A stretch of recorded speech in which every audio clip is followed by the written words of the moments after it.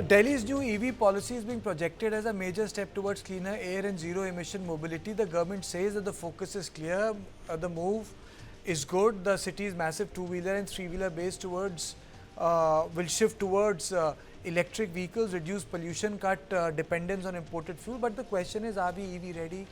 Can we make a shift? The number shows both ambition and challenge. Delhi has 58 lakh two-wheelers and the government wants the segment to lead the EV transition. Now, at present, the city has close to 5,900 EV charging stations, around 8,900 charging points and 893 battery swapping stations. The promise to expand this is to 30,000 charging points. But the experts are divided. Supporters say targeting high volume vehicle segments can quickly cut vehicular emissions and improve public health. Critics argue that the transition is being pushed faster than the infrastructure can handle. They point to narrow colonies, resettlement areas that makes it very difficult for public charging. There is also a debate whether strong hybrids should have been used as bridge before complete EV transition. Some say incentives for hybrids could have helped people shift. Now, there is also other issues. Compatibility of EV charging. A lot of people are saying that EV charging in the residential complexes is not possible. This might create grid problems in terms of hazard and safety. So my question is our residential network ready for this shift? I am joined by Professor P.S.N. Rao, Dean, Delhi School of Planning, and Vikram Gaur, auto expert and editor, Motor Scribes. Let me straight away go to Professor Rao first. So are we EV ready? Are our residential areas EV ready? Certainly not. I think firstly I must welcome that the Honorable Chief Minister has announced this EV policy. I think this is a welcome move, Yes. no doubt. But then, where do I charge my car? Is a very simple thing, or my two-wheeler. So I know that there are so many EV stations all over the place, but then they are too few and far between. Because when I get up in the morning, I need to go to my office. I need to drop my kids at school.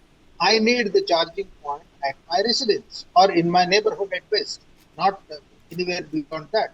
I mean, therefore, how do I put this system in my plot of land or in my stilt area?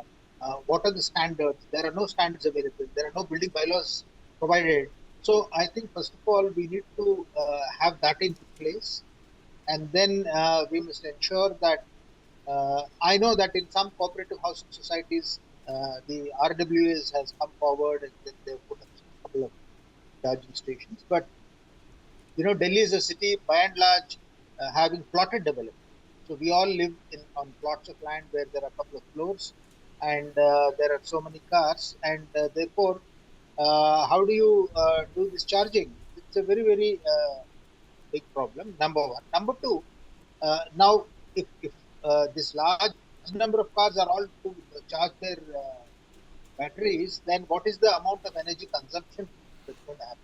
So as it is, we have a lot of power tripping and all that stuff. So the power demand, particularly in the summer months, is very, very high because we want air conditioners and so on and so forth. So along with that, now you have such a large number of EV stations, and then they're all pulling the power. Then the third thing is, of course, the fire hazards and other things. Because what do I do if I buy an electric car today? I can only depend upon probably my local electrician or somebody, and he will do some makeshift rent. So what are the standards? How do I ensure that I have a safe system in my plot of land or in my neighborhood where I can have this thing Okay. fitted? There are very few which are company fitted. So if it is a company fitted thing where some standards are being adopted, fine, I can trust them. I want this discussion to go down to actually the two wheelers. The reason why, because two wheelers are the main source of pollution in the NCR. The 2T engines, two-stroke engines. Now, Vikram, my issue here is two-stroke engines are purchased by people of a certain income medium, correct? So they will now be taking it to some third point to get their two-wheelers charged. It means that they will be charging their two-wheelers next to their house or in their house or around their house. Yeah. Do we have that infrastructure in those residential colonies? Are, are we ending up creating more trouble in terms of, because there's also a load issue in summers? No, absolutely. And I think that Professor Rao actually had some very valid points. But Karthikeya, just to give a little bit of clarity, two-stroke engines have been gone for a while now. We're all on four-stroke engines now. And yes, they are still contributing to a large amount of pollution. Vehicular pollution is definitely a very big concern in Delhi.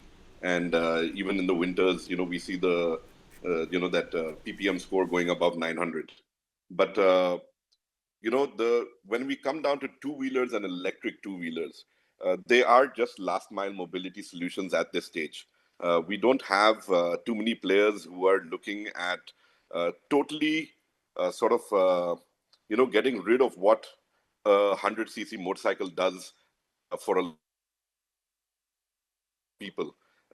Because the 100cc, the 125cc, that is the commuter class motorcycle that the EV two-wheeler now needs to replace. And when you think about it, the 100cc category is something that is used by the milkmen, your postal guys, the guys running around. It's mainly the labor class that is using these machines.